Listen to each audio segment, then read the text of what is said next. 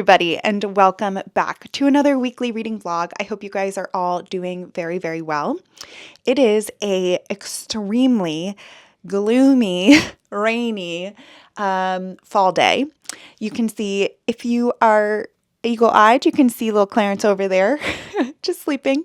That's part of the reason why I film here, because you can see the cat tower, and so sometimes you get a cute little glimpse of one of the cats. It is nearly always Clarence because that is his spot, and there would be full-on chaos if Gilbert went there.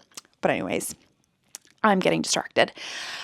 So this week, I'm really excited to read some 5-star predictions, books that I think I will give 5 stars based on the description, based on the ranking on Goodreads, based on what people that I trust and watch on YouTube have given these. They are not my typical genre, but I am really excited to pick them up. So without further ado, let's get into the TBR. So this week, I'm going to be reading This Massive Chunkster, which is A Gentleman in Moscow by Immortals. This was my pick for my plant pot, meaning that this is a TBR pick that I've had on my shelf for a while. I did get this from Book of the Month, I think, several years ago.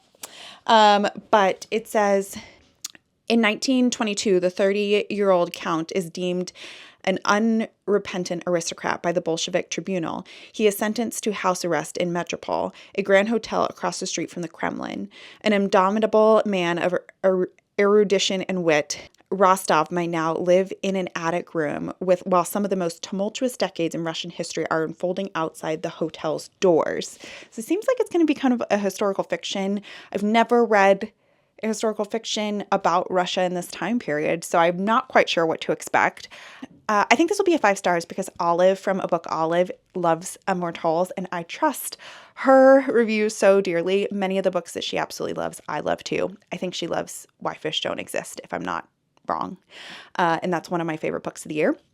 So I really, really think I'm going to love this. This is a chunkster. 460 pages.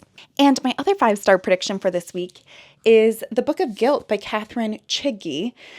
This is a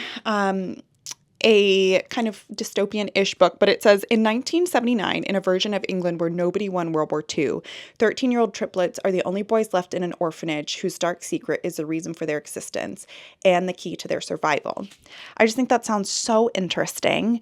This is also rated extremely highly on Goodreads. I think it's like a 4.3 stars. And this author wrote the book, I think it's called Pen, something like that, which was very loved by both April from Getting Hygge With It.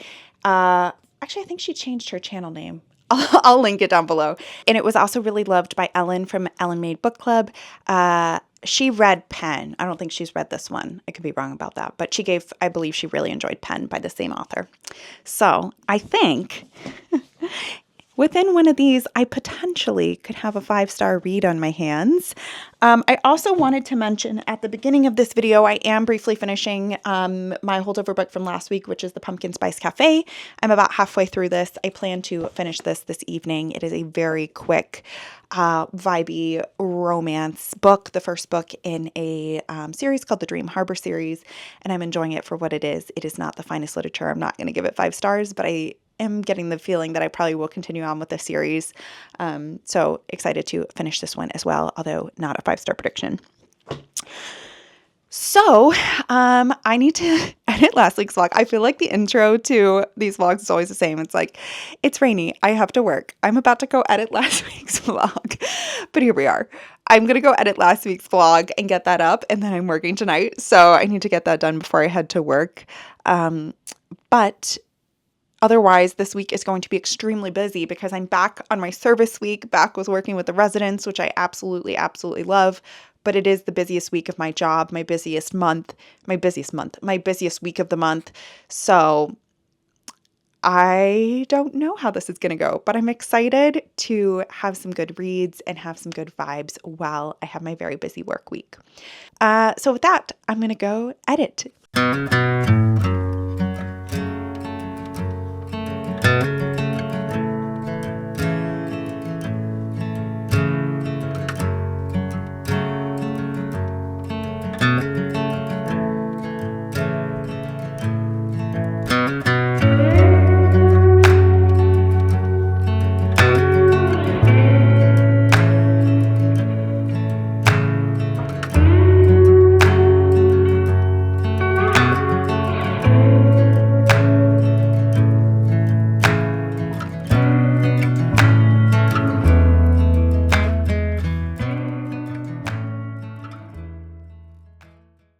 All right, happy Tuesday.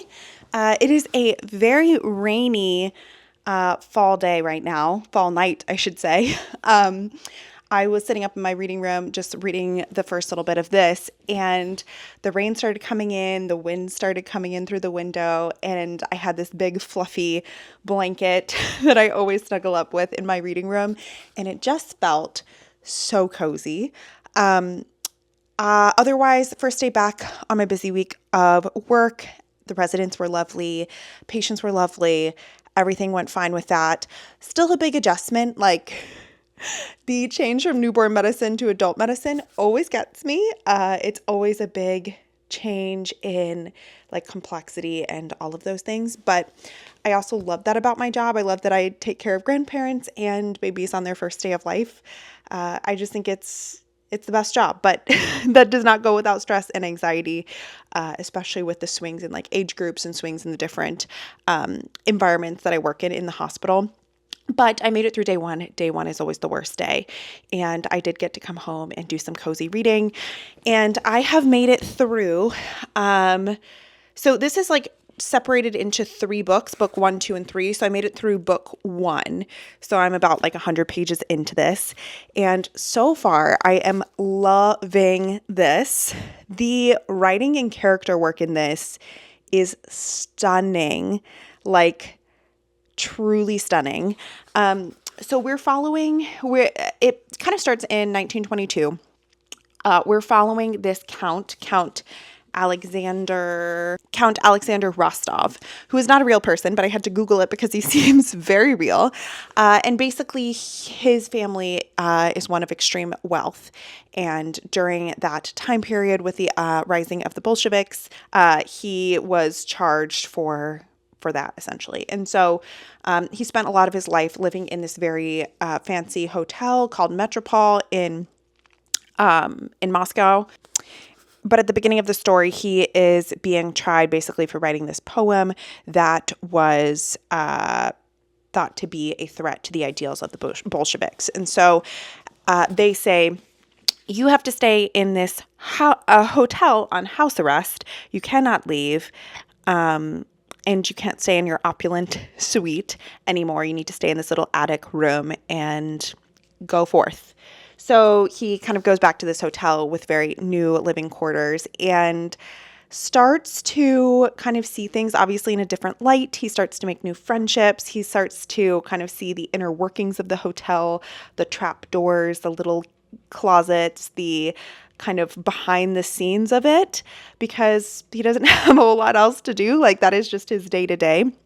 But while it might seem that this would be a very kind of insular book set in a set environment, you are getting a lot of really interesting character development of him as he's kind of going throughout his imprisonment, if you will. And also the Metropole is located right at the heart of Moscow. And so out of the windows of the hotel and within the hotel itself, he is seeing a lot of, I was trying to find a map for you. Here's a map. I don't know if this is going to focus, but basically he is right at the heart of it. And so he is seeing a lot of really important events in Russian history because of where he is, even though he can't go outside. So it's a really interesting setup. The character work is stunning. Like, as a character, the Count feels so real.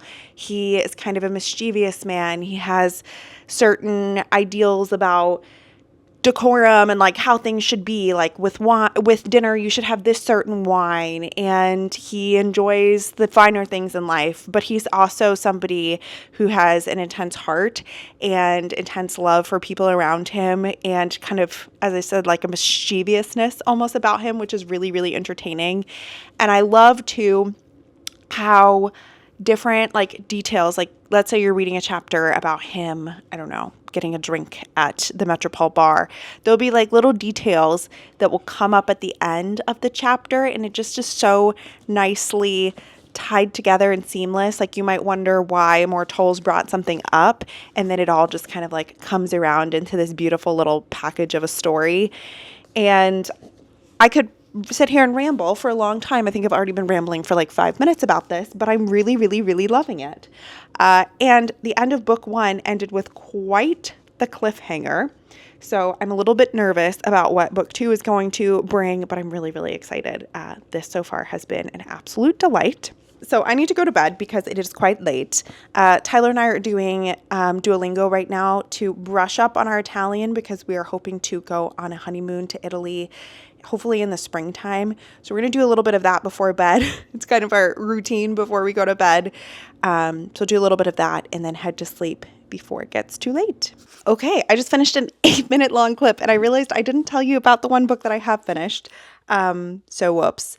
So I did finish the Pumpkin Spice Cafe. I finished this on a particularly lovely, calm night at the newborn nursery where everything was calm and sweet and I got a little bit of time to just read and have some downtime. And I gave this 3.5 stars. I would continue on with the series. My thoughts really haven't changed from what I said previously. This is not the finest literature. If I was being nitpicky about the English in here, I'm sure I could find lots of things that I would improve or change. But it's just cozy vibe. Like it's all vibes and all romance. And I really enjoy that. I like that they are set at seasonal time. So like pumpkin spice obviously is fall. I think the next one is called like cinnamon something. It's a one about a bookstore. And I want to say that one looks Christmassy. And then there's a Christmas Tree Farm one, which obviously is going to be Christmassy. And recently the strawberry pancake something. I'm just like spewing nonsense right now. I will put some of the covers up, but they all have to do with different seasons of the year. And I am an extremely seasonal person. And so I think seasonal romances are very in my wheelhouse. So I will continue on with these. These are a fun little palette cleanser. These are probably never going to be in my favorite books of the year unless something radically different happens in them or radically changed. But sometimes I need just like a quick something or other that fills a gap in my reading. And this certainly did that. So 3.5 stars for this. I will be seeking out the next one in the series here shortly and probably picking it up probably in the November and December vlogs. Okay, now I am actually going to bed.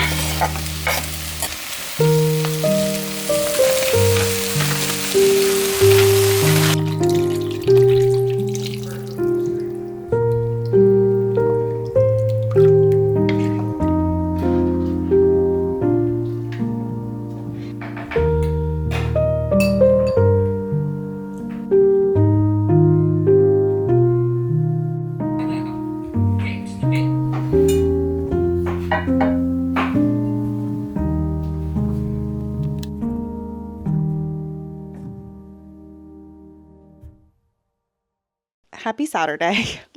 Yes, I said Saturday. I have not filmed anything since Tuesday. I feel like I've been both a very bad vlogger this week and also a very bad reader, which I'll get into in a moment. I've just been so tired. I've been so exhausted after days of work. I feel like my brain has been just like totally utilized this week, and I come home and I want to read this, but I feel like I'm going to love this, and I don't want like how I'm feeling or having a long week or anything to like cloud a book that I think is going to be a 5-star read. So I have read a bit more of this. I am up to page 202. So I believe I'm in book 2, or maybe I'm in book 3 at this point. Still really enjoying it. And part of me is like, just listen to it on audio on the way to and from work. But I want to like catch every single detail. And sometimes I don't when I listen to it on audio. And I want to like read and highlight and do all the things. And I feel a little bit conflicted. Sorry, the cats are in their beds, which is a long story, and I will tell you that another day. But their nighttime routine is done. Yes, our cats have a nighttime routine. Anyways, yeah, I just feel like if I had my time again, I don't know that I would pick this up this week because my brain is just not in a place that I can do it. So I know already that I think this book is going to be a holdover book into next week. I know that I'm probably not going to finish this just because of how this week is gone. And I think I'm okay with that. I'm okay with that. So yeah, still really, really enjoying it, but complicated reading experience for the as above mentioned diatribe. Diatribe, is that the word that I want to say right now? Forceful, bitter attack. No, not diatribe. Discussion. Okay, so that's that. I don't have a whole lot of other thoughts, but I will tell you when I do. I have started, though, one audiobook that I think is a little bit of like a popcorn thriller, turn your brain off thing. But the reason I started it is because I forgot that my in-person book club that I do with friends around here, our meeting is next week, and I haven't read it. So that's what I've been listening to and from work. And the book is called The Holdout by Graham Moore. And this is my first book that I've read by the author. It is, how would I describe it? So it's a legal thriller, I would say. And the premise is, at the beginning, we're introduced to this defense lawyer. I don't remember what her name is. And several years ago, she was a juror in a very famous case in which a black man killed a white child. And she basically had a dissenting opinion from the rest of the jurors. And that experience has like followed her throughout her entire life. It led her into being a defense attorney and beyond. And so she's several years out of being that juror. She's in her job as a defense attorney. And one of the old jurors on the case meets her at the courthouse and says, I think Netflix, something, has agreed to make a TV series about the trial and wants to get all the jurors together and kind of rehash what, like, would we vote the same way? Would we do the same thing that we did back then? And they want to make this miniseries about it. And originally she's like, no. But then this other juror says, I have a piece of evidence that we didn't know about before, but I will only tell you if you come to this miniseries filming. And so she's kind of she agrees. She's kind of drawn back into this whole world that she was in before. And it's really interesting so far. I'm really enjoying like the beginning part of it. I haven't read a lot of mysteries that are what I would say like legal thrillers or deal a lot with the American legal system, with juries, etc. And so that's been a really fun experience. But I don't think I've got to the hook yet. Like, I don't think I've got to the thrilling part. We're all in the setup part. So, yeah, no significant thoughts. This doesn't look like it's going to be a super long book. Like, I am 13% of the way through, and I think it's only about a 10-hour audiobook. So, will I finish it this week? Probably not, because it's Saturday. But I think I'll get at least a decent amount of the way through and hopefully be set up for next week to be ready for my book club. But it is an interesting read if you like legal thrillers. Well, I won't recommend or not recommend it yet, but the beginning seems promising. What else? We watched a little bit of the World Series, Blue Jays, Dodgers. I think I'm cheering for the Blue Jays. I don't have strong feelings, but I think the Dodgers have won it the last 2 years, so it'd be nice for somebody else to win. And also be nice for Canada to win. I feel like I don't think they've been in a World Series for 30 or something years. They won it then, but that could be wrong. But anyways, I think it would be nice for them to win. So loosely cheering for the Blue Jays. And 2 more days of my work week, 2 more very exhausting days. And then I will be in my glorious week off and hopefully be making a little bit more progress in all of my reading, but especially these 2 books.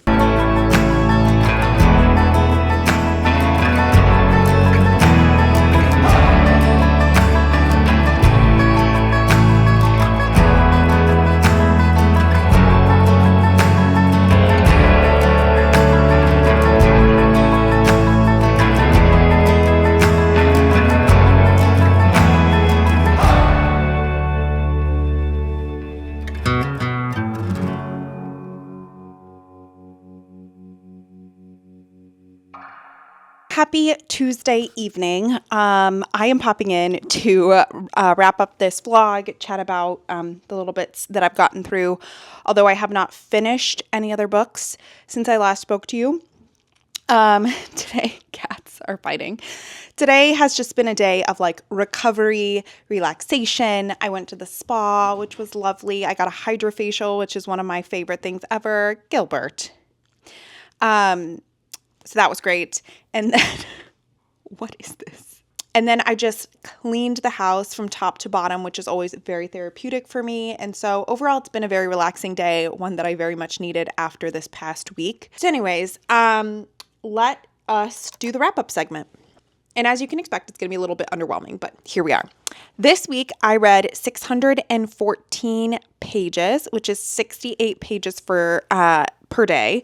My typical is 100 to a little bit over 100. 150 is amazing for me. 100 is pretty average. So I was definitely on the lower end. The boys are fighting. So 68 pages is on the lower end for me. I finished one book this week, which was The Pumpkin Spice Cafe by Lori Gilmore, which I gave 3.5 stars and overall really enjoyed. I have added the rest of the series to my wish list, so I will be picking them up soon. And yeah, this was a very fun, vibey time. I don't believe I've read any more of this, so I will be finishing this in next week's vlog, which has a fun little theme to it. So prepare yourself for that. But really enjoying this so far. And then I got about halfway through The Holdout by Graham Jones, I believe. While I was cleaning the house, I'm listening to the audiobook right now, and so far still really enjoying that one. We are into like a bit more of a thrilling part of the book, and so we're past the setup phase, and I'm kind of curious how all of the different parts are going to come together. And I do need to finish that tonight or tomorrow because our book club is tomorrow night. So my thoughts should be coming very soon on that one in next week's vlog. The quote for the week comes on page 126 of Gentleman in Moscow, and it says, "Coffee can energize the industrious at dawn, calm the reflective at noon, or raise the spirits of a beleaguered in the middle of the night." And that felt very much how the week went. Needed a lot of coffee to get through it, so I thought that was fun. If you made it to the end of this video, leave me a pumpkin emoji for the book that I finished this week, The Pumpkin Spice Cafe. And with that, I will see you guys very soon with another video. Bye.